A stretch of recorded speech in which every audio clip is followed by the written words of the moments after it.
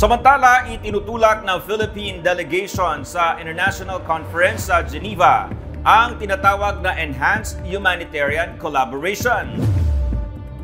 Sa pangunguna ni Civil Defense Deputy Administrator for Administration Assistant Secretary Bernardo Rafaelito Alejandro IV, pinag-usapan ang pagtutulungan ng gobyerno at ng sibilyan sa Humanitarian Network Partnership Week 2025 sa Geneva International Conference Center.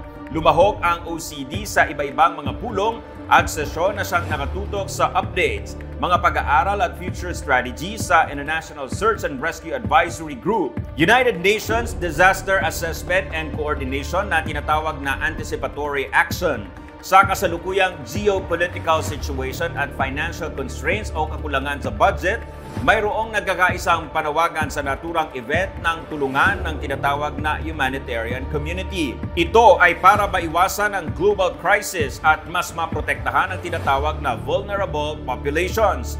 Nagkaroon din ang mga opisyal ng OCD ng courtesy call kay Ambassador Carlos D. Soreta, ang Philippine Permanent Representative to the United Nations.